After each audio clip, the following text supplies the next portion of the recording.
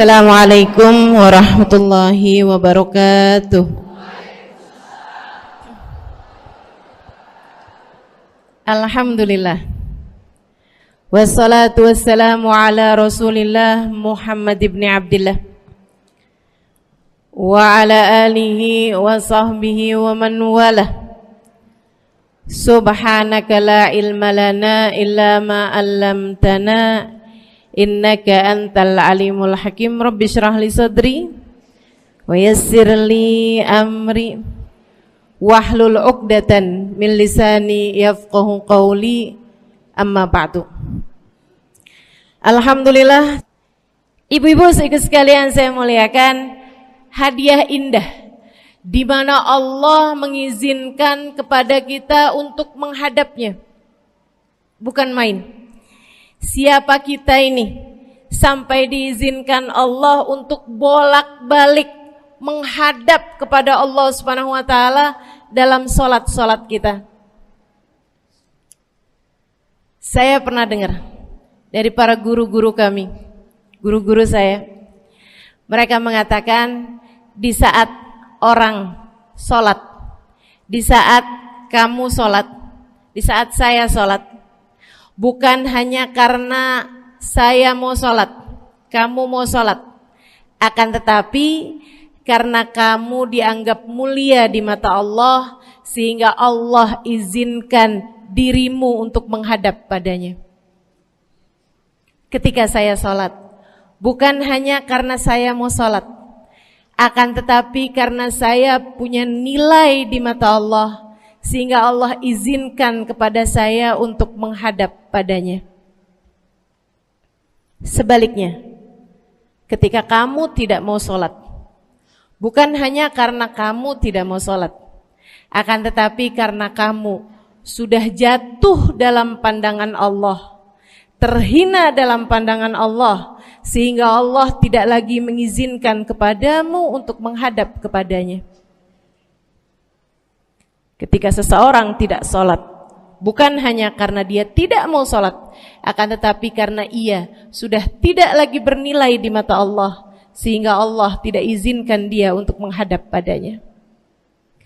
Teman-teman, saudariku sekalian yang saya muliakan, kalau bicara tentang sholat nih teman-teman, ada 4 tingkatan, ada 4 kelas. Untuk kamu melihat sholatmu sudah ada di kelas yang mana. Kalau saya boleh bilang kelas teratasnya nih kelas bisnis, oke lah ya. Kelas bawahnya lagi kelas atasnya kelas eksklusif ya, kelas eksekutif. Terus bawahnya lagi kelas bisnis, bawahnya lagi kelas. Tapi ada 4 kelas, bawahnya lagi kelas gerbong. Nggak naik dalam kereta nih ya. Kelas yang paling bawah kita bahas nih, kelas gerbong nih. Kayaknya naik di atasnya nih ya, gerbongnya. Teman-teman sekalian, orang yang di saat mengerjakan sholat, dia kerjakan juga, tapi merasanya sebagai beban. Ya ampun, udah maghrib aja, baru juga asar. Ya ampun, males banget dah. Ini gak ada rusuh nih. Kita kan lagi jalan-jalan nih. Kita kan lagi belanja nih di Tanah Abang. Kita jamaah aja gimana sholatnya. Nah ini orang-orang yang menganggap sholatnya sebagai beban. Malas kalau disuruh sholat, terutamanya subuh. Terutamanya sholat subuh. Ini Allah ceritakan orang-orang yang seperti ini adalah kelompoknya orang munafik. Naudzubillah. Alladzina idza qamu ila sholati qamu kusala. Orang-orang yang kalau disuruh sholat bangun juga sih, tapi malas banget. Setan nih nemenin dia, kayak naroin batu di atas kepalanya, bikin dia berat mau ngerjain sholat. Kalau lagi tidur, ngipas-ngipasin matanya, bobo aja lagi. 5 menit lagi, 5 menit lagi. Bangun-bangun udah siang. Pernah terjadi padamu?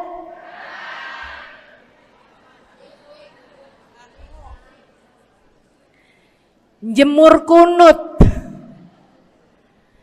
Bu, yang dijemur tuh jemuran aja, cucian aja. Jangan sampai jemur kunut. Kunutnya dijemur ya. Ketika ada seseorang yang disampaikan kepada Nabi Muhammad bahwasanya orang itu tidak bangun kecuali sesudah azan subuh, artinya enggak tahajud, artinya enggak bangun di sepertiga malam terakhir, bangunnya sesudah azan subuh. Nabi mengatakan padanya tentang orang itu, Nabi bilang pada para sahabatnya, inna syaitan bala fi udhunih, itu adalah orang yang telinganya dikencingin sama setan. Pada pernah dikencingin setan? Kalau bangunnya habis adzan tuh dikencingin setan. Kalau bangunnya udah terbit matahari dikencingin siapa kira-kira? Insyaallah. Teman-teman saudariku sekalian yang saya muliakan, alladzina idza qamu ila sholati qamu kusala, malas bener kalau diajakin sholat, sampai sebagian sholatnya dikerjakan keluar dari waktunya. Yang seperti ini masuk dalam firman Allah Subhanahu wa taala, a'udzubillahi minasyaitonir rajim, fawailul lil musallin alladzina an salatihim sahun. Fawailul lil musallin alladzina hum an salatihim sahun. Celaka orang-orang yang salat. Kenapa kok orang salat celaka ya Allah? Sebab mereka an salatihim sahun, melalaikan salat mereka. Apa maksudnya melalaikan? Imam Sayyidina Ibnu Abbas dalam salah satu tafsir beliau mengatakan alladzina yuakhiruna an waqtiha au yuqaddimuha ila ghairi waqtiha. Orang-orang yang mengakhirkan sholat sampai keluar dari waktunya atau memajukannya sebelum waktunya. Mau pergi ke Tanah Abang nih, jam 11. Ntar kita ribet nih urusan sholat duhur. Dah sholatin sekarang aja. Ini orang-orang yang fawailul lil musallin. Bu, sesibuk apapun dirimu, jangan pernah ninggal sholat. Bu, lagi ngerjain perkara penting apapun kamu, jangan pernah mengakhirkan sholat. Jangan pernah mengeluarkan sholat dari waktunya. Kenapa gitu? Karena bu, sholat itu urusanmu sama Allah. Gak ada yang lebih penting daripada itu. Gak ada yang lebih penting daripada itu. Siapa yang mementingkan Allah, dia bakal dipentingin sama Allah. Siapa yang meremehkan sholatnya, berarti dia telah meremehkan Allah. Siapa yang meremehkan Allah, dia akan diremehkan oleh Allah. Na'udzubillah min dzalik. Buat adik-adik jomblo, jangan pernah mau kawin sama orang yang gak sholat. Biarpun kamu udah nunggu cukup lama, kalau ada yang lamar kamu dan dia gak sholat, jangan mau bu. Dek, ibu-ibu juga, kalau ada yang janda di sini,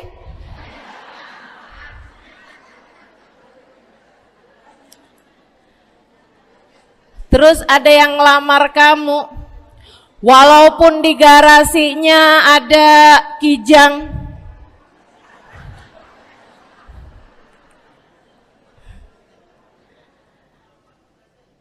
ada bebek, motor maksudnya ya, datang melamar kamu, jangan terima. Orang yang gak sholat, kamu jangan mau jadi istrinya. Kenapa? Saya kasih tahu ya, Allah aja dia tinggalin, apalagi kamu.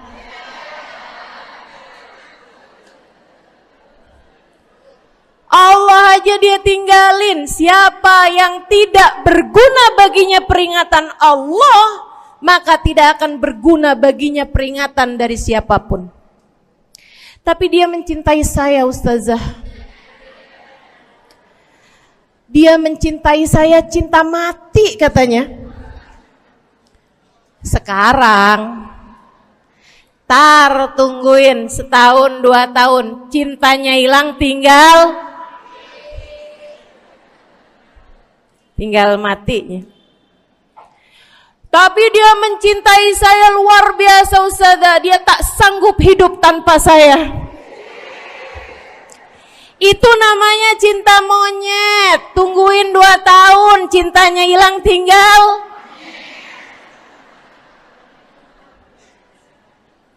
Jangan temenan sama orang gak sholat. Dia telah jatuh di mata Allah. Maka kita pun belajar buat jadi orang-orang yang terus mendaki, terus meraih rahmatnya Allah, terus belajar buat jadi salah satu orang yang dipandang dengan rahmat oleh Allah Subhanahu wa taala. Salah satunya dengan cara kita memuliakan sholat. Kita menjaga sholat. Jagain sholatnya. Jangan masuk kelompok orang yang tadi itu sholatnya menjadi beban. Ini kelompok paling bawah nih. Naik ke kelas ekonomi.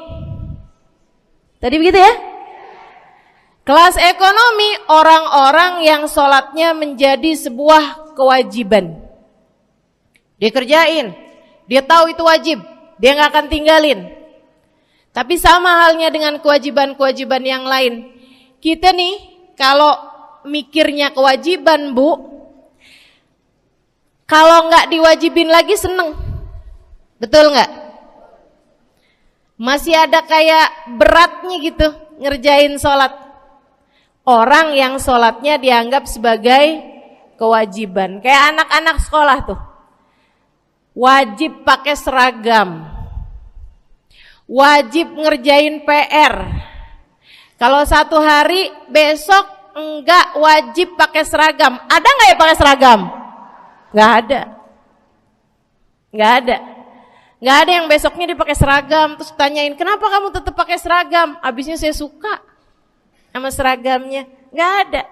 Karena mereka menganggap pakai seragamnya adalah kewajiban.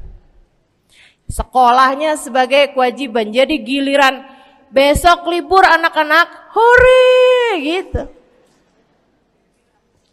Ada orang-orang yang sholatnya dianggap sebagai kewajiban. Nggak ada yang nambah kalau kewajiban tuh. Sholat sunnah boro-boro, sholat wajib aja kalau bisa dibikin sesingkat mungkin akan dilaksanakan dengan cara yang sesingkat-singkatnya.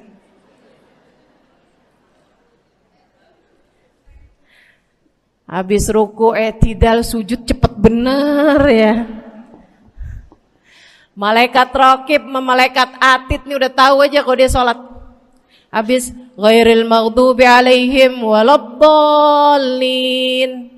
Malaikat atid bilang sama malaikat raqib, kulhu, catat kulhu udah pasti.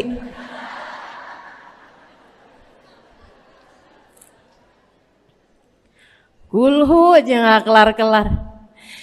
Teman-teman saudariku sekalian yang saya muliakan, sholatnya dianggap sebagai sebuah kewajiban. Nggak nambah dengan sunnah, namanya wajib. Kita naik lagi insyaallah. Sholatnya kita naikkan dari yang kewajiban kita naik menjadi kelas bisnis, sholatnya sebagai sebuah kebutuhan. Bu, mudah-mudahan nih ibu-ibu, teman-teman semuanya yang sedang menyimak kajian pada hari ini, saya doakan, karena saya berharap saya pun juga didoakan agar menjadi salah satu orang yang sudah berada dalam tingkatan ini. Sholat kita tahu adalah kebutuhan kita. Sama kayak kebutuhan makan, Bu. Ibu kenyang nggak kalau makan nasi doang 2 piring? Kenyang. Siapa yang bilang nggak kenyang? Kalau kamu makan nasi doang sepiring, kenyang apa nggak kenyang? Kenyang. Akan tetapi pasti ibu-ibu mau nambah dah. Nambah apaan? Lauk. Nambah lauknya. Ada ikan asin, ada sayur asem. Langsung pada lapar nih. Ada sambal. Masya Allah, ada tempe goreng. Udah Bu ya, tetangga lewat kagak nyadar. Masya Allah. Teman-teman sekalian, kita nambah, bahkan udah kenyang pun kita masih cari lagi tambahan. Makanan apa nih yang bisa kita makan? Karena kita tahu makan adalah sebuah kebutuhan kita.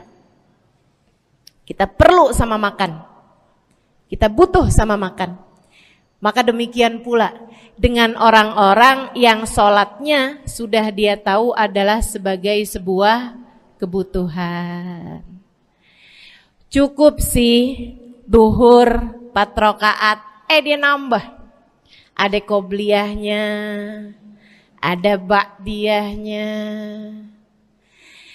Jam-jam 9 pagi nggak ada sholat wajib sih, tapi pengen ngemil, ya Bu ya, dengan cara kerjain sholat duha. Malam-malam abisnya isya, ampun mau tidur, ingat katanya Nabi, pesannya kepada Sayyidina Abu Hurairah, wasani habibi, kata Abu Hurairah, an utir qabla an anam. Kekasih saya Nabi besar Muhammad, kata Abu Hurairah, kasih pesan pada saya untuk jangan tidur sebelum sholat witir. Jadi habis kelar sholat isya langsung sambung sama witirnya. Dia tahu sholatnya adalah sebagai sebuah kebutuhan. Kebutuhan. Saya butuh untuk sholat karena saya butuh kepada Allah. Saya perlu sholat karena saya perlu kepada Allah. Saya perlu sholat karena saya tahu urusan saya sebesar apapun saya rasakan adalah kecil dalam pandangan Allah. Saya perlu sholat karena permasalahan dalam hidup saya yang saya rasakan sebesar gunung di atas pundak saya, di atas punggung saya, di hadapan Allah tak sampai seperti setitik debu yang mudah saja untuk dia angkatkan dari kehidupan saya. Maka kita pun menjadikan sholat sebagai sebuah kebutuhan. Lagi sakit, jangan ninggal sholat. Kenapa? Kamu menghadap kepada yang punya kesehatan. Lagi banyak utang, jangan ninggal sholat. Sama, jangan utang lagi. Karena kamu menghadap kepada pemilik segala kekuasaan, pemilik dunia dan akhirat, pemilik semua uang di atas muka bumi ini adalah Allah. Makanya Habib Ali Habsyi, penulis kitab Maulid Simtud Durar, yang tadi ibu-ibu baca maulidnya, beliau pernah bilang, Ada dalam salah satu diwan beliau. Diwan tuh syair-syair beliau itu ya. Ali idza qad marid syafahu fi'lus shalah la'alla syirru sifa fi wad'i tilkal jibah. Kata beliau, Ali nih kalau lagi sakit, nih Habib Ali ya, beliau tuh padahal punya amal ibadah sangat banyak. Tapi Habib Ali bilang, Ali idza qad marid syafahu fi'lus shalah. Ali nih kalau lagi sakit, sembuhnya sama sholat. Sembuhnya sama sholat. La'alla sirru sifa. Rasa-rasanya memang Allah letakkan rahasia kesembuhan ada pada fi wad'i tilkal jibah, terletakkannya jabhah kita, dahi kita di tempat sujud. Di sana semua permasalahan-permasalahan dalam hidupmu menjadi ringan. Saat kamu meletakkan dahimu di tempat sujud, kamu berbisik lirih kepada Allah, akan tetapi suaramu didengar sama yang punya arsy. Akan tetapi suara bisikanmu didengar segenap malaikat-malaikat yang ada di atas langit. Kemudian mereka mendoakanmu sehingga Allah mengatakan wasjud waqtarib, sujudlah kamu. Posisi sujudmu itu waqtarib akan membuatmu menjadi dekat dengan Allah Subhanahu wa taala. Sujudlah dan mendekatlah kepadaku, kata Allah. Agrab ma yakunul 'abd min rabbih fahuwa sajid, kata Nabi Muhammad.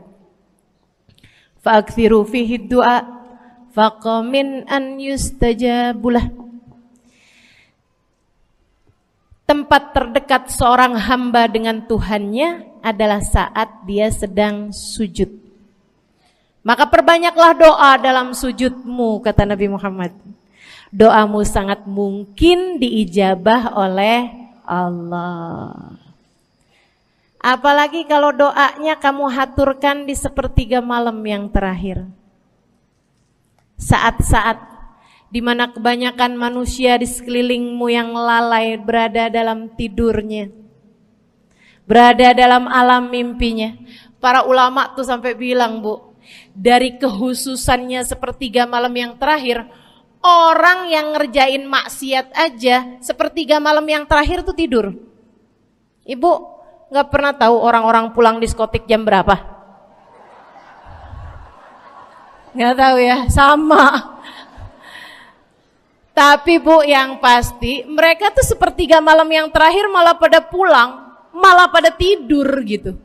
Orang maksiat aja itu sama Allah dibuat tidur tuh di jam-jam yang biasanya turun rahmatnya Allah. Allah mau milih nih mana nih hamba-hambaku, pilihan-pilihanku akan aku bangunkan untuk menghadapku. Kemudian Allah Subhanahu wa taala bertanya, hal min mustaghfirin, hal min taib, hal min talibi hajatin faunilahul matalib. Siapa nih di antara kalian yang lagi mohon doa, minta pertolongan, mohon ampunan, akan aku beri, kata Allah Subhanahu wa taala, sebab kalian meminta pada waktu yang paling aku suka. Kalau punya hajat minta. Kapan mintanya? Dalam sujud. Kapan sujudnya? Dalam sholatmu di sepertiga malam yang terakhir. Bu, ngelihat muka-mukanya pada punya hajat banyak-banyak nih. Gimana tahajudnya? Mudah-mudahan Allah jadikan kita salah satu di antara mereka yang menyibukkan diri di sepertiga malam yang terakhir, insyaallah. Sampai-sampai Bu ya, saya tinggal lama di kota Hadramut dulu. Orang-orang di Hadramut, orang awamnya, itu kalau mereka punya anak kecil umur 1 tahun, 2 tahun, 3 tahun tuh, punya anak bayi, balita gitu. Kalau mereka bangun di sepertiga malam yang terakhir, mereka akan membangunkan anak-anaknya walaupun buat main. Alasannya 2. Yang pertama, agar mereka terbiasa bangun di jam-jam segitu. Nantinya kalau besarnya mereka jadi udah kebiasaan bangun di jam segitu, gampang ngerjain tahajud. Alasan yang kedua, ibu-ibu sekalian, agar anugerah, karunia, rahmat, pemberian Allah yang Allah turunkan di sepertiga malam yang terakhir, anak-anak mereka pun berhak untuk mendapatkannya karena mereka tidak sedang dalam keadaan tidur dan dalam keadaan berjaga. Kan kebalik sama orang kita. Anak-anak kita, cucu-cucu kita kalau bangun jam segitu kita tidurin lagi, masih malam nak, masih malam. Mama masih ngantuk nak. Masya Allah. Ibu, saya punya ibunya guru saya. Saya punya guru salah satunya dan yang tercinta di hati saya, Sayyidil Habib Umar bin Hafid. Guru saya. Beliau punya ibu namanya Hubabah Zahra. Almarhumah, baru meninggal masa-masa deket pandemi. Ya Bu ya, baru aja beberapa tahun silam meninggalnya. Itu ibu-ibu sekalian punya anak kalau nggak salah 12. Kalau nggak salah 12 anak beliau. Laki-laki 5. Kalau saya nggak salah ya, mohon maaf kalau saya salah. Kemudian yang perempuan 7. Semuanya soleh-solehah. Semuanya Bu jadi orang-orang yang luar biasa, yang terutamanya anak yang pertama yaitu Habib Ali Masyhur jadi mufti pada zamannya di Kota Tarim. Sampai wafatnya beliau masih sebagai mufti. Mufti itu Bu, permasalahannya umat semuanya ada di meja beliau untuk beliau selesaikan. Anak yang laki-laki yang paling kecil, Al Habib Umar bin Hafid, menjadi kita tahu semuanya ya, orang soleh, ulama, waliullah. Ibu-ibu sekalian, kita mau tahu nih, anak-anak soleh-solehah semacam itu ibunya kayak gimana gitu. Karena Bu, mohon maaf. Walaupun memang Nabi Nuh, nabinya udah soleh, anaknya gak soleh. Kan begitu ya? Ada juga sih, tapi secara mayoritasnya Bu, buah jatuhnya tak jauh dari emaknya begitu, anaknya kurang lebih begitu. Anaknya begitu, emaknya biar kita nggak lihat gitu udah bisa ngebayangin kayak apa orangnya. Ibu-ibu sekalian, nih anak-anaknya Hubabah Zahra, Masya Allah semuanya. Kita mau tahu ibunya kayak gimana. Satu cerita aja tentang Hubabah Zahra. Ibu-ibu sekalian, anaknya cerita, Hubabah Zahra, Umi, anak perempuannya, dia bilang seumur hidupnya nggak pernah ninggal tahajud. Bu,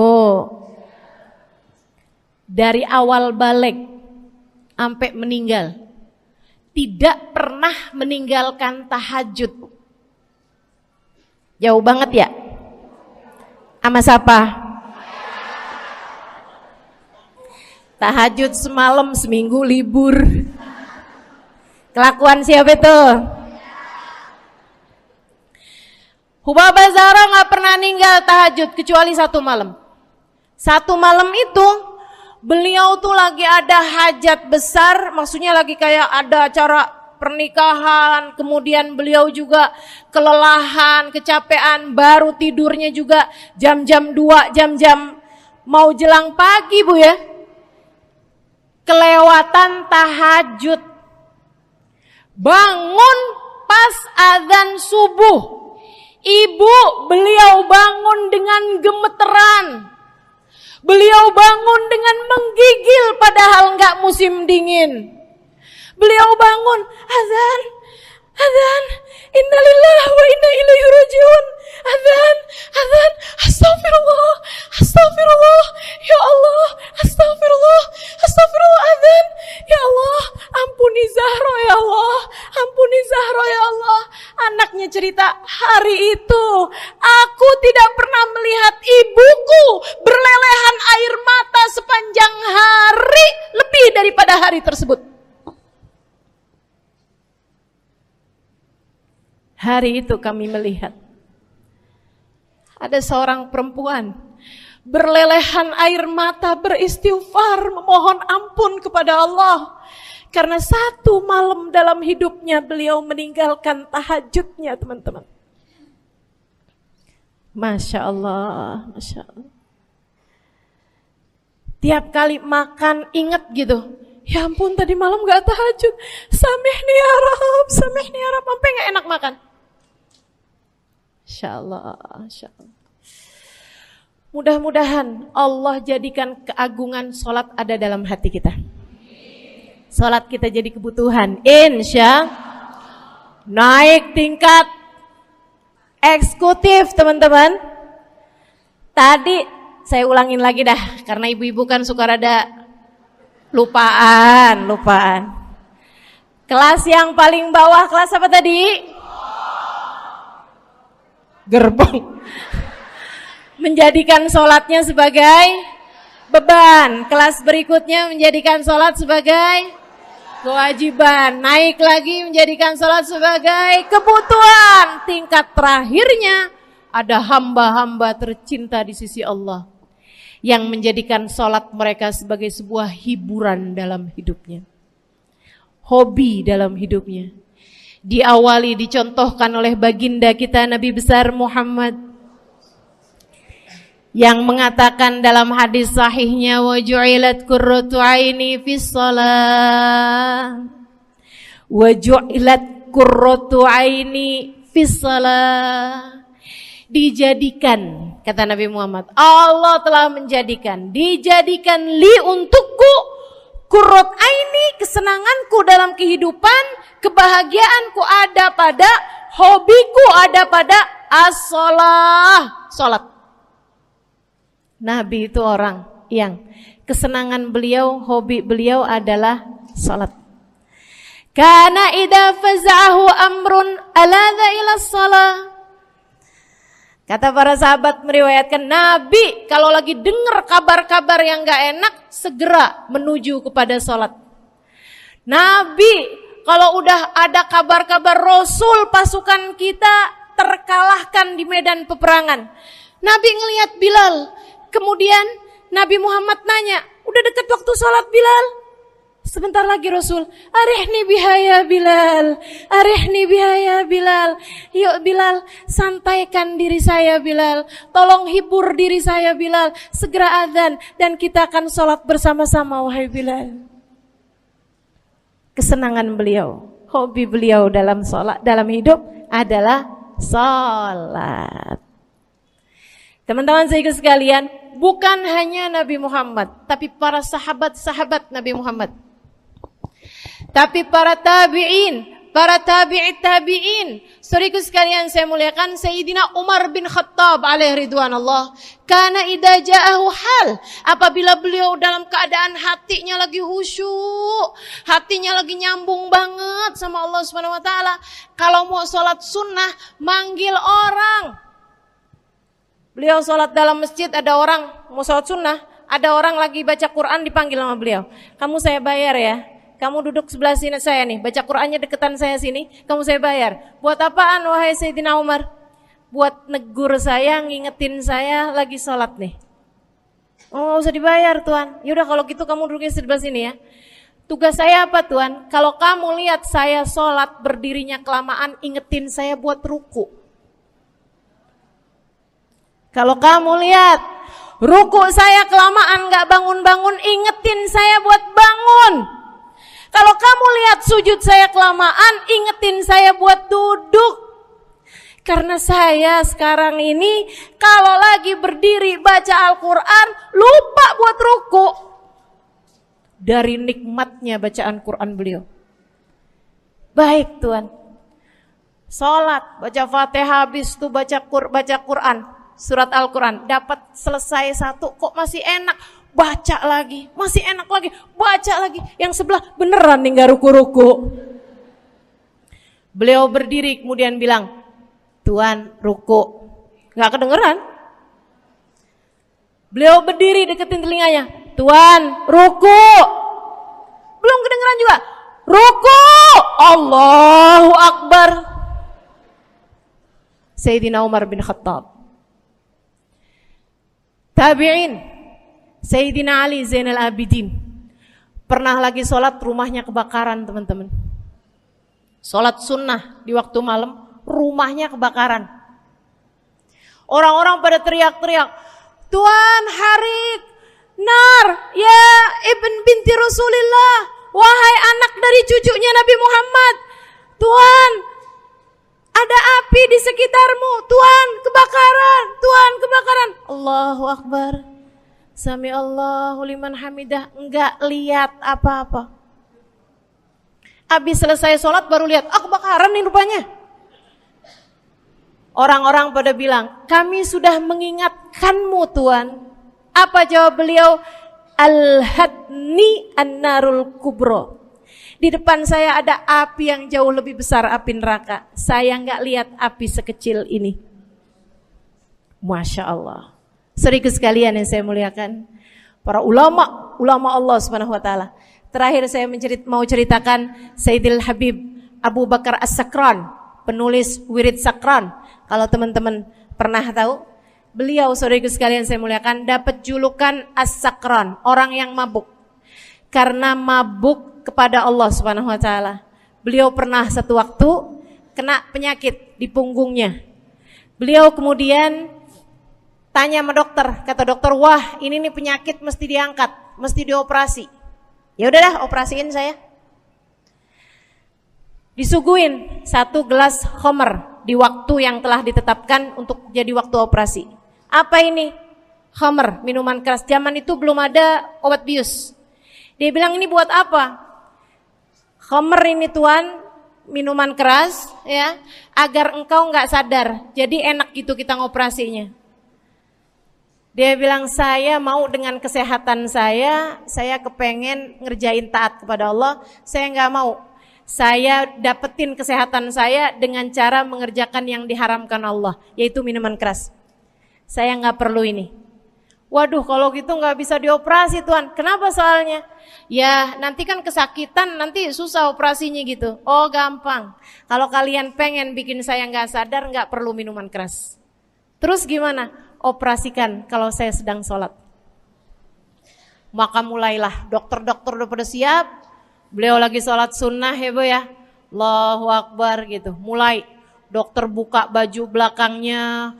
Mulai Bu digunting kulitnya, digergaji tulangnya. Beliau Bu mukanya meringis saja enggak. Beliau ruku, dokternya ikutan nungging. Beliau sujud, dokternya ikutan menunduk juga. Beliau sholat nikmat banget. Sampai beliau selesai dari sholat, beliau nanya sama dokter-dokternya, kenapa nggak nurut tadi tuh waktu saya sholat mestinya operasi? Kata dokter, udah selesai Bib dari tadi. Masya Allah. Radiyallahu ta'ala anhum wardahum. Ini bukan kelas-kelas kita, saya cuma ceritain aja sama ibu-ibu.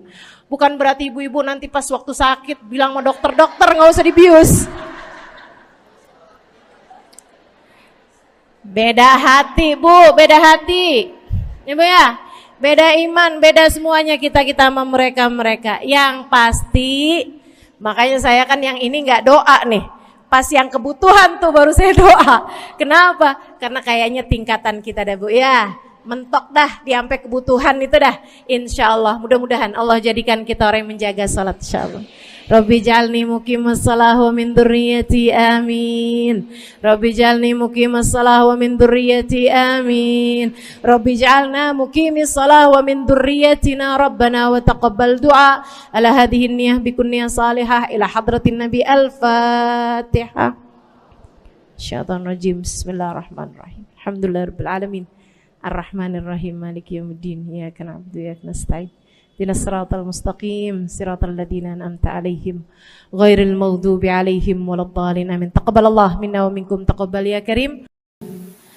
Sama-sama kita hormati, kita sayangi segenap keluarga besar dari Majelis Ta'lim Raudhatul Aliyah di bawah pimpinan Ibu Ayu Komaladewi Kita doakan semoga beliau beserta segenap keluarganya senantiasa dalam limpahan rahmat ridha Allah Subhanahu wa taala. Juga kita doakan Ustazah Nabilah Al-Haddad sebagai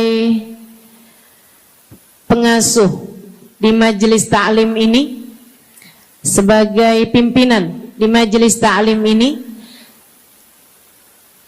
Bu Ayu dan Ustazah Nabilah sekeluarga semuanya insyaallah senantiasa dalam pandangan kasih sayang Allah SWT. Panjangkan umurnya, disehatkan badannya, dimudahkan urusannya, kabulkan hajatnya, semakin dicinta Allah SWT dan Rasulnya.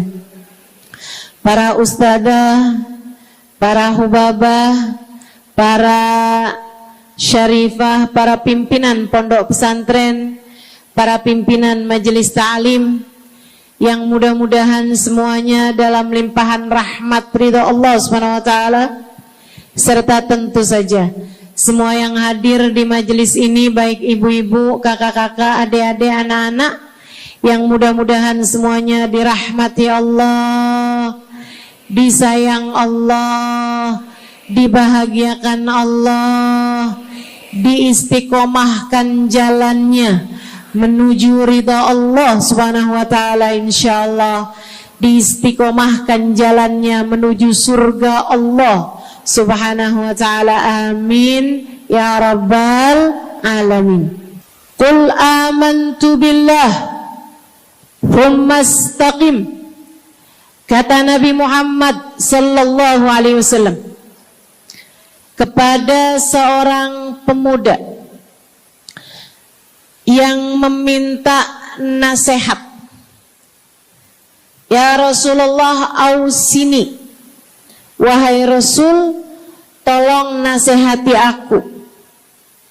Kita kalau ketemu orang mulia jangan minta duit, Bu. Kita kalau datang ketemu sama orang-orang yang kita tahu doanya mustajab, sangat soleh, hidupnya baik, apalagi jika dia adalah kekasih-kekasih Allah Subhanahu wa taala. Kamu kalau berjumpa dengan ulama, jangan minta sesuatu yang duniawi. Tirulah para sahabat ketika berjumpa dengan Nabi Muhammad. Biasanya mereka meminta satu dari dua hal. Yang pertama, mereka minta doa. Ida'ili ya Rasulullah, doakan aku wahai Rasul. Ibu juga gitu. Kalau ketemu sama ulama, ketemu orang soleh, ketemu kiai, ketemu habib yang kita tahu doanya mustajab, bertemu hubabah, mintalah doa. Tapi jangan hanya sekedar urusan doa duniawi, Bu. Doa duniawi itu yang gimana, Ustazah? Doa yang kalau diijabah nggak akan manfaat begitu kamu masuk dalam alam kubur. Itu namanya doa duniawi.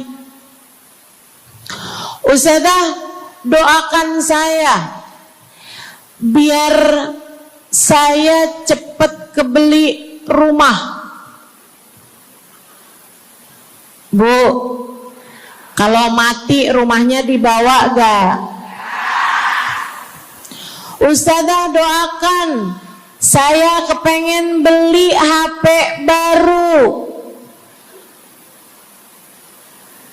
Dibawa gak HP-nya? Enggak. Itu namanya doa duniawi. Ustazah, doakan biar suami saya tambah cinta.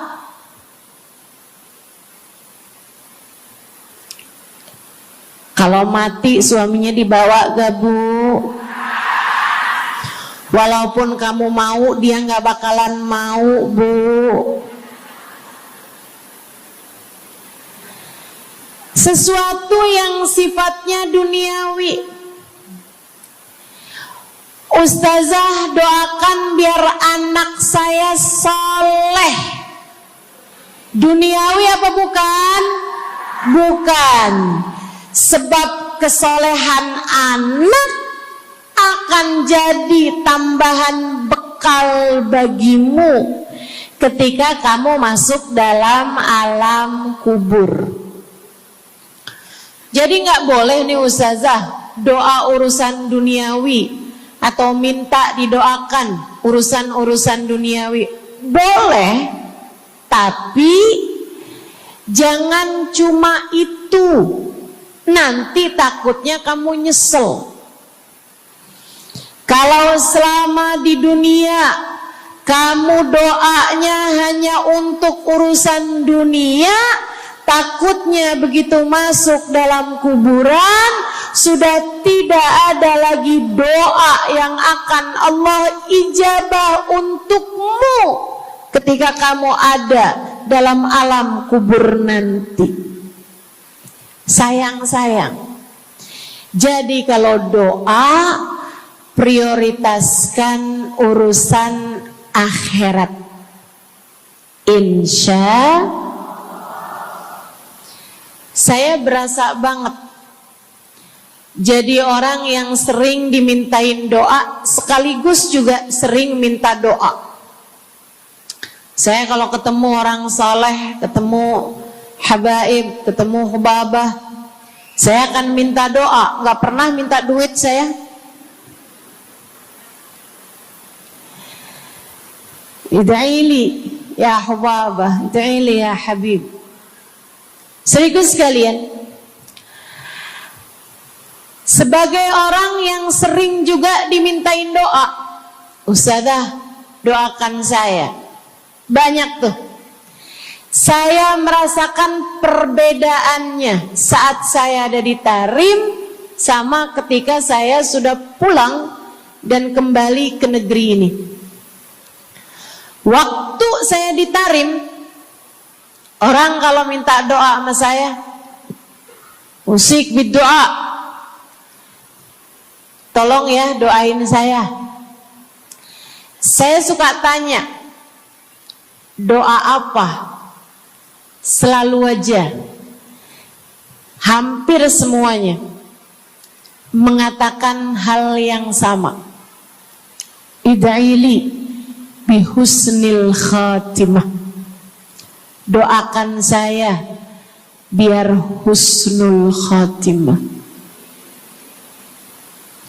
Begitu nyampe ke Indonesia, kalau ada orang bilang Ustazah doain saya, biasanya lanjut tuh doanya, minta apa langsung dibilang, nggak pakai tanya. Ustazah doain saya biar utang cepat lunas. Ustazah doain saya biar cepat dapat jodoh. Ustazah doain saya biar jadi orang kaya. Ustazah doain saya biar suami nggak mendua. Ya Allah, ternyata kebanyakan orang kita kalau minta doa seringnya urusan duniawi. Bukan berarti nggak boleh, boleh aja sih. Cuman takutnya begitu kamu mati nyesel kalau semua doamu selama ini adalah sesuatu yang tidak ikut kamu bawa ketika kamu mati. Kalau kita lihat para sahabat ketika mereka berjumpa dengan Nabi Muhammad, selalu saja banyak di antara mereka yang minta doa. Nabi pernah tanya, doanya apa? Macem-macem jawaban para sahabat. Ada yang begini, Harithah menjawab, ida'ili an yarzuqani Allah asyhada fi sabilih. Rasul, doakan saya biar saya dikaruniai mati syahid di jalan Allah. Ada lagi yang lain doanya, ya Rasulullah, id'ili an yarzuqani Allah murafaqatan bika ya Rasulullah. Doakan biar saya nanti di masa sesudah kematian saya, di masa akhirat nanti, bisa mendampingimu wahai Rasulullah, bisa berjumpa denganmu wahai Rasul, bisa ada dalam rombonganmu wahai Rasulullah. Doa-doa yang sangat ukhrawi, doa-doa yang sangat akhirat, karena mereka sudah faham tujuan hidup sesungguhnya adalah mencari ridha Allah Subhanahu wa ta'ala. Tujuan hidup sesungguhnya adalah bergerak menuju surga Allah Subhanahu wa ta'ala. Tujuan hidup sesungguhnya adalah berpulang kepada Allah dalam keadaan Allah ridha kepada kita. Sahabat, minta didoakan, ama yang kedua minta nasihat. Kita juga nyontoh, kalau ketemu orang soleh, kalau ketemu ulama, kalau ketemu habaib, ketemu kiai, ketemu bunyai, ketemu hubabah, ketemu ustadzah, ketemu ustad, minta nasihat. Selain daripada minta doa, mintalah nasihat. Hal ini dicontohkan oleh para sahabat kepada Nabi Muhammad. Datang seorang pemuda berjumpa Nabi Muhammad sallallahu alaihi wasallam. Kemudian bertanya, ya Rasulullah, ausini, wahai Rasulullah, berikanlah nasihat kepadaku ini.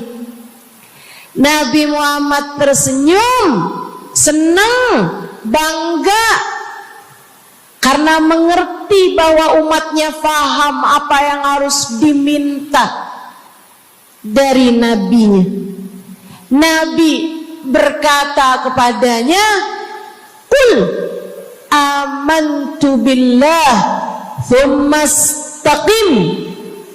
Kata Nabi Muhammad, ucapkanlah, aku beriman kepada Allah, kemudian istiqomahlah kamu di jalan Allah. Nasihat Nabi Muhammad buat pemuda tersebut, nasihat Nabi Muhammad buat pemuda-pemuda umatnya sepanjang zaman. Nasihat Nabi Muhammad buat umatnya, baik yang muda maupun yang tua, baik laki-laki maupun perempuan, baik yang pintar maupun yang kurang pintar. Semua umatnya dinasehati sama Nabi Muhammad. Karenanya akan saya sampaikan hal ini kepadamu hari ini. Quli, ucapkanlah, amantu billah, aku beriman kepada Allah. Tsumastaqimi, kemudian istiqomahlah kamu, wahai saudariku, di jalan Allah. Katakanlah, aku beriman kepada Allah. Kemudian istiqomahlah. Istiqomahlah. Nasihat yang sangat indah dari baginda kita Nabi besar Muhammad, yang Allah karuniakan kepadanya jawami'al kalim, dapat selalu berbicara dengan kata-kata yang ringkas tapi padat. Nabi itu ucapannya ringkas tapi padat. Nggak kayak saya, Bu, udahlah panjang dan ya, mudah-mudahan Allah jadikan ucapan-ucapan kita jadi kalimat-kalimat yang akan membawa kita menuju surga. Jadi ucapan-ucapan yang akan bawa kita menuju ridha Allah Subhanahu wa taala. Ibu-ibu, kita sama-sama belajar biar kalau ngomong itu enggak panjang-panjang, akan tetapi bermutu, berkualitas. Terutama Bu, ibu kalau ngomong sama anak-anak ibu, kadang-kadang panjang bener. Padahal itu aja, anak sampai hafal. Iya mah, katanya gitu. Betul gitu? Nabi kalau ngomong pendek aja tapi penuh makna.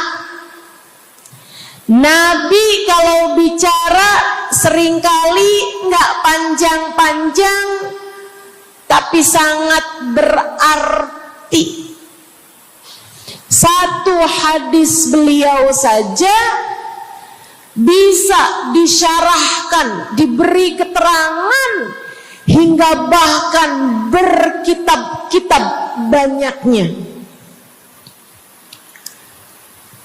Ibu-ibu sekalian, salah satu dari ucapan ringkasnya Nabi Muhammad, amantu billah, kata Nabi, qul amantu billah, tsumastaqim, ucapkanlah, aku beriman kepada Allah, kemudian istiqomahlah di jalan Allah. Apa itu istiqomah? Lurus, jangan belok-belok. Lurus, jalan terus. Jalannya adalah jalan yang lurus. Itu yang selalu kita minta dalam tiap rakaat sholat kita.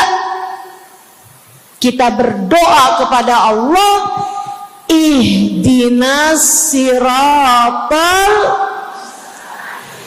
ya Allah, tempuhkanlah untuk hidup kami ini jalanmu yang lurus.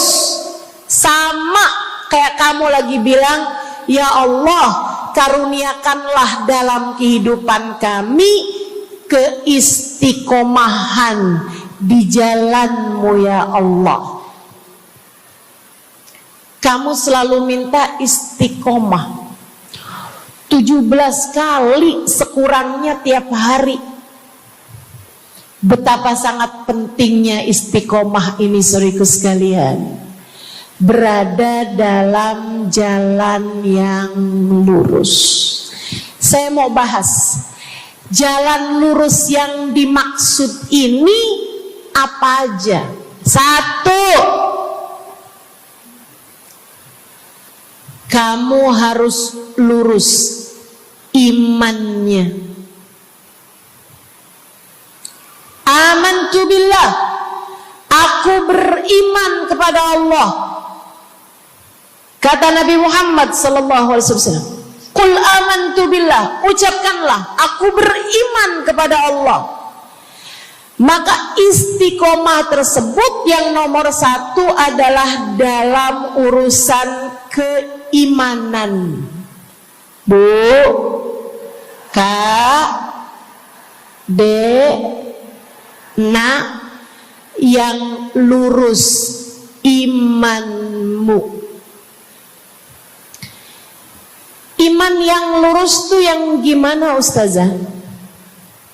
Iman yang lurus adalah memahami 2 kalimat syahadat yang menjadi pintu gerbang keimananmu.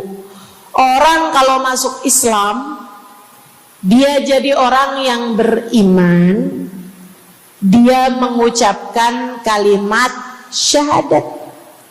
Apa itu? La ilaha illallah. Yang pertama.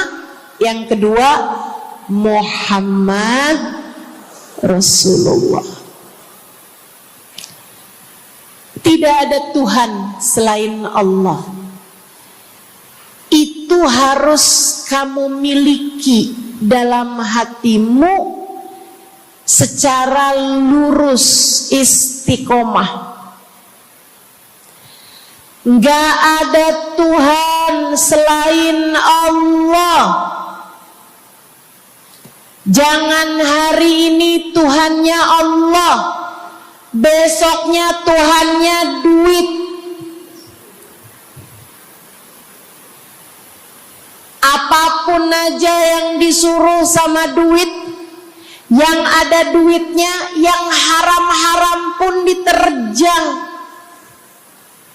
Lah kenapa begitu? Saudaraku sekalian, Qul amantu billah, ucapkan, aku beriman kepada Allah. Aku faham arti la ilaha illallah. Tidak ada Tuhan selain Allah. Tidak ada yang mengatur kehidupan selain Allah. Tidak ada yang memberi rezeki selain Allah. Maka berimanlah kepada Allah. Kalau ada istri bilang sama suaminya, kalau kamu nanti pulang bawa duit, ahlan wa sahlan, selamat datang. Tapi kalau kamu pulang nanti nggak bawa duit, silakan tidur di luar.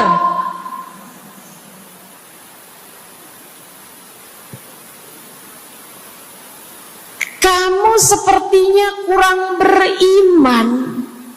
Kamu lupa bahwa pemberi rezeki bukan suamimu, melainkan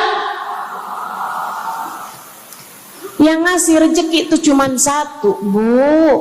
Namanya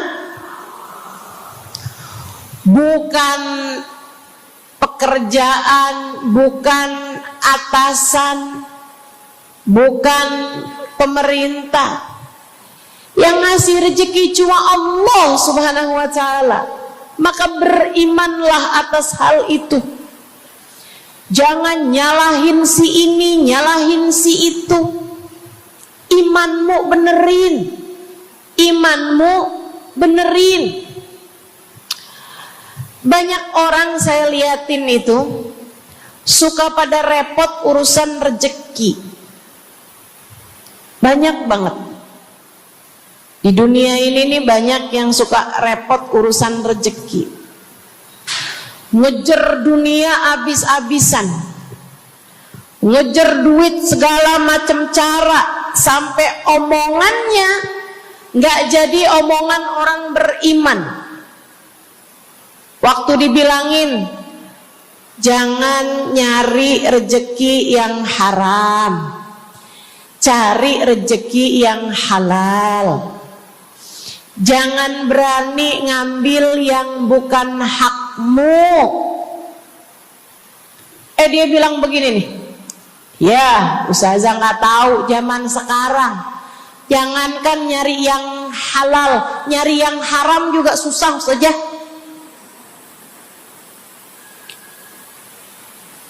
Itu omongan orang nggak beriman. Kamu mesti ngerti dulu, kalau yang kamu minta adalah urusan rezeki, dengerin. Kalau yang kamu minta urusan rezeki, kamu harus datang kepada alamatnya. Yang sering kali membuat kamu setengah mati urusan rezekimu, sampai mau-maunya menghinakan diri, minta-minta sama orang, berharap dari orang. Seorang ibu berharap dari anaknya, seorang istri berharap dari suaminya. Saudariku sekalian, yang sering kali membuat kamu tersiksa urusan rezeki adalah karena kamu salah alamat.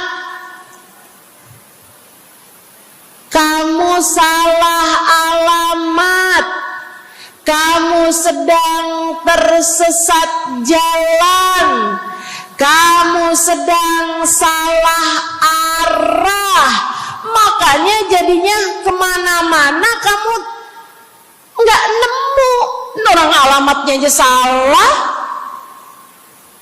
Ini kalau kamu mau ke Kubah Mas, tapi kamu perginya ke Taman Mini, nyampe apa nggak nyampe? Dapat apa enggak majelisnya? Nggak dapat. Kenapa? Salah alamat. Yang dicari Kubah Mas, kamu perginya ke Keong Mas. Nggak nyampe, nggak dapat. Saya kasih tahu padamu, alamat rezekimu ada pada Allah.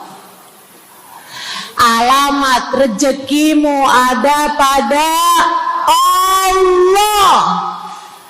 Alamat rezekimu ada pada Allah. Maka berimanlah kepadanya, fahamilah arti la ilaha illallah. Tidak ada Tuhan kecuali Allah. Gak ada yang ngasih rezeki selain kamu. Lagi sakit, kamu mau nyari obat, saya kasih tahu alamat obatmu. Alamat yang bisa menyembuhkanmu hanya satu, namanya urusan rezeki. Allah sudah bilang, huwar razzaq dzul quwwatil matin. Allah lah satu sang pemberi rezeki. Allah lah satu sang pemilik kekuatan sejati. Jadi kamu kalau mau nyari rezeki, datanglah ke alamatnya, datanglah kepada Allah. Kamu lagi mau nyari kesehatan, jangan salah alamat. Datanglah kepada sang pemilik kesehatan. Alamatnya yaitu Allah yang telah mengatakan, fa idza maridtu fa huwa yashfin. Katanya Nabi Allah Ibrahim, apabila saya sakit, maka hanya Allah lah yang maha menyembuhkan. Berarti nggak boleh pergi ke dokter gitu Ustazah? Silahkan pergi ke dokter, pergi ke apotik, datang kepada orang yang doanya mustajab, minta didoakan. Tapi semua hanyalah sebab, semua hanyalah wasilah. Sang penyembuh sejati adalah Allah. Saudariku sekalian yang saya muliakan, kalau kamu merasa saya lemah Ustazah, gak punya kekuatan, kalau kamu merasa saya bodoh Ustazah, saya tidak mengerti di mana alamat ilmu, di mana alamat pengetahuan.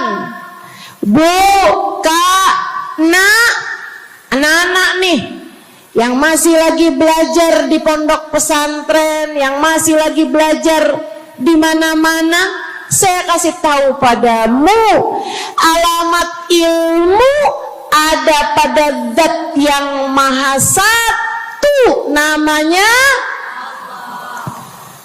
Allamal insana malam ya'lam. Allah lah yang mengajari manusia apa yang tidak dia ketahui. Pengen dapat ilmu, datanglah kepada Allah. Pengen punya kekuatan, datanglah kepada Allah.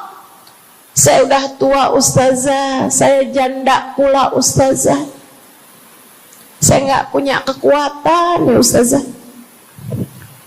Kekuatanmu hanya ada pada Zat yang Maha Satu, Allah Subhanahu wa Ta'ala. Datanglah selalu padanya. Imanmu jangan biarkan ia naik turun. Imanmu biarkan ia kokoh di dalam hatimu. Jangan percaya kalau ada yang bilang kekuatan ada pada uang. Jangan percaya. Percaya hanya satu aja, kekuatan ada pada Allah. Jangan percaya orang bilang kekuatan ada pada kecantikan. Kalau kamu cantik, kamu kuat, suamimu gak akan kemana-mana. Jangan percaya, Bu. Percaya hanya satu aja, kekuatan ada pada Allah Subhanahu wa Ta'ala. Kamu takut terjadi hal-hal yang buruk bagimu, bagi anak-anakmu. Kamu kepengen ada yang jaga. Ibu, gak usah pusing-pusing mau nyari bodyguard, gak usah pusing-pusing mau sewa security, pengamanan. Sebab sang pemberi keamanan hanya satu, namanya Wallahu ya'simuka minan nas. Hanya Allah satu yang dapat menjagamu dari kejahatan manusia. Qul a'udzu birabbin nas. Katakanlah, aku berlindung kepada sang penjaga manusia, sang pemelihara manusia, sang pengasuh manusia. Allah Subhanahu wa ta'ala. Berimanlah padanya, istiqomahlah. Bu, gak ada yang bisa bikin orang meninggal selain Allah. Gak ada. Tapi dia ditabrak orang, Ustazah. Kalau gak ditabrak dia gak bakalan mati. Kamu kebalik. Justru karena dia harus mati, Allah jadikan dia ditabrak. Jelas? Ini imannya mesti yang benar nih. Jangan kamu kira ini ada dokter malpraktek sehingga dia kemudian meninggal dunia. Jangan kamu kira karena salah minum obat dia mati. Bukan, ibu-ibu sekalian, justru karena dia harus mati, karenanya kemudian ketemu sama dokter yang malpraktek lah, ketemu sama obat yang salah lah. Itu hanya sebab kematiannya itu sendiri. Allah udah bilang, idza jaa ajaluhum la yastakhiruna sa'atan wa la yastaqdimun. Apabila datang ajal seseorang, enggak ada siapapun yang bisa memajukan barang semenit pun, enggak ada yang bisa memundurkan meski sesaat sekalipun. Enggak ada. Emang udah kepastiannya. Waktunya mati ya mati, Bu. Gak ada yang bisa menghidupkan, sekaligus tidak ada yang bisa mematikan selain Allah. Itu artinya istiqomah dalam iman. Tapi tunggu dulu, sebelum saya lanjutkan istiqomah yang lain. Selain beriman kepada Allah, kamu juga harus beriman kepada Nabi Muhammad. Kamu harus beriman kepada Nabi Muhammad. Beriman bahwa beliau adalah, a'udzubillahi minasyaitonirrajim, qul innama ana basyarum mithlukum yuha ilayya. Dua-duanya harus seimbang. Innama ana basyarum mithlukum, tapi juga yuha ilayya. Katakanlah wahai Nabi Muhammad, aku adalah seorang manusia seperti kalian. Saya punya badan, saya punya perasaan. Kalau nggak makan-makan saya lapar. Kalau habis makan nggak minum saya haus. Kalau beberapa hari saya nggak tidur, saya ngantuk. Qul innama ana basyarun. Sampaikan kepada manusia, aku adalah seorang manusia seperti kalian juga. Sama anak cinta, lama nggak ketemu sama istri, kangen. Katakan wahai Nabi Muhammad, ana basyarum mithlukum, saya manusia seperti kalian juga. Kalau ada yang disayang kemudian meninggal, sedih. Karena Nabi adalah seorang manusia. Tapi tunggu dulu, beliau tidak hanya sekedar manusia, Itu adalah satu sisi kehidupan Nabi Muhammad. Jangan lupa, innama ana basyarum mithlukum, tapi yuha ilayya, aku diberi wahyu, aku hamba wahyu, aku berbincang-bincang dengan Allah, kalian tidak. Aku berbicara langsung dengan Allah, kata Nabi Muhammad, kalian tidak. Aku dituruni malaikat Jibril, kalian tidak. Aku diberi wahyu Al-Quran 30 juz, kalian tidak barang seayat pun. Nih, kalau saya perhatikan, imannya umat manusia yang beriman kepada Allah sekalipun menjadi cacat ketika tidak beriman kepada Nabi Muhammad. Lihatin, mohon maaf, orang Yahudi, Bu, beriman kepada Allah. Kamu kalau nanya sama orang Yahudi, Tuhanmu siapa? Allah. Tapi mereka enggak beriman kepada Nabi Muhammad. Apakah mereka disebut orang yang beriman? Tidak. Orang Nasrani, apakah mereka beriman kepada Allah? Iya. Tapi apakah mereka beriman kepada Nabi Muhammad? Tidak. Apakah mereka beriman? Tidak. Bahkan umat Islam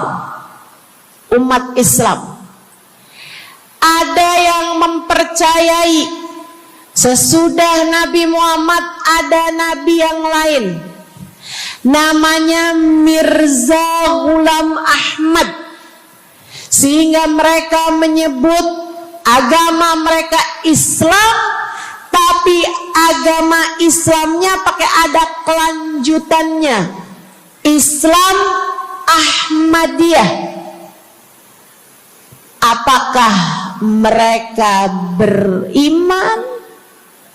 Tidak. Sebab syarat iman selain la ilaha illallah juga ada Muhammad Rasulullah. Bahkan, Bu, ada banyak di antara kita orang-orang yang iman kepada Allah luar biasa, tapi kalau urusan kepada Nabi Muhammad, kalau lagi diceritain Isra Mi'raj, dia bilang Nabi Muhammad tuh gak usahlah segitu amat diperayakan Isra Mi'rajnya. Nabi Muhammad tuh Isra Mi'raj cuman sekedar ruhnya aja, badannya nggak pakai Isra Mi'raj. Jadi Nabi itu orang ngelihatnya kayak tidur aja, ruhnya aja yang melayang-layang. Isra Mi'raj bener, tapi ruhnya aja, badannya nggak pakai pergi. Jadi kalian nggak usah berlebih-lebihan sama Isra Mi'raj. Oh, kenapa gitu? Kamu gak percaya sama Isra Mi'raj, sama badan-badannya Nabi sekalian, kamu gak percaya. Kenapa? Ya karena itu gak masuk akal. Manusia kan gak bisa kayak gitu. Nabi Muhammad kan manusia. Kamu lupa bahwa Nabi walaupun manusia, beliau adalah yuha ilayya. Beliau adalah hamba wahyu. Ketika diceritakan tentang mukjizatnya Nabi Muhammad yang bisa memperbanyak makanan, bahkan ada ghazal, ada rusa yang berbicara dengan Nabi Muhammad, ada unta yang sujud kepada Nabi Muhammad, ada pohon yang datang kepada Nabi Muhammad dengan mencabut akarnya, kemudian berjalan dengan akarnya menuju Nabi Muhammad. Ketika dipanggil, kemudian sujud pohon tersebut kepada Nabi Muhammad sallallahu alaihi wasallam dan bertanya, "Mengapa engkau memanggilku wahai Nabi?" Dia nggak percaya, nggak masuk di akal. Itu hanyalah dongeng. Kita bilang tapi hadisnya sahih, riwayatnya Ibnu Mas'ud yang menceritakan hal itu, hingga bahkan Sahibul Burda menuliskannya. Katanya Sahibul Burda Imamul Busiri, ja'at lidakwatihil asjaru sajidatan tamshi ilaihi ala saqin bila qadami. Datang ketika dipanggil sama Nabi Muhammad pepohonan. Mereka datang dengan, mereka berjalan dengan akar-akar mereka, kemudian sujud di hadapan Nabi Muhammad. Ini tentang iman. Mereka nggak percaya. Mereka ngakunya paling beriman. Mereka ngakunya paling lurus imannya. Tapi kenapa kalau mengenai Nabi Muhammad kamu menjadi timpang? Ketika melihat orang ramai-ramai bersolawat kepada Nabi Muhammad, mereka kegerahan. Ketika melihat orang-orang ramai datang ke majelis-majelis maulid, merayakan, bergembira atas lahirnya Nabi Muhammad, mereka kegerahan sampai mereka bikin GAM. Apaan tuh? Gerakan anti maulid. Oh, ada lagi mereka menyebut diri mereka GAS. Apaan tuh? Saya tanya. Gerakan anti solawat lah. Kenapa kamu kegerahan sama Nabi Muhammad? Hah? Kenapa kamu ngerasa kayak takut banget umat begitu cinta sama Nabi Muhammad? Ada apa denganmu? Kamu lupa Nabi Muhammad memang manusia, tapi qul innama ana basyarum mithlukum yuha ilayya. Jangan pernah pisahkan Nabi, meskipun beliau seorang manusia seperti kita, tapi beliau adalah hamba wahyu. Beliau adalah hamba wahyu. Kamu gerah banget orang bersolawat sama Nabi Muhammad. Ada masalah apa sama kamu? Kamu gerah banget orang baca maulid Nabi Muhammad. Bahkan ada orang-orang yang ngaku paling Islam, tapi gerah banget ngelihat orang berziarah ke makam Nabi Muhammad. Ada masalah apa sama kamu? Yang bermasalah bukan kami umat Nabi Muhammad. Yang bermasalah adalah imanmu.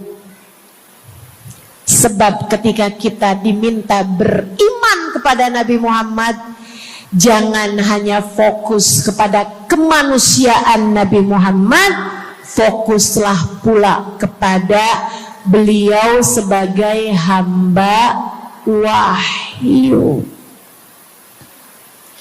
Saudaraku sekalian yang saya muliakan, istiqomah dalam iman. Beriman kepada Allah, beriman kepada Rasulullah. Cinta kepada Allah, cinta kepada Rasulullah. Cinta kepada Rasulullah, cinta kepada keluarga Rasulullah, cinta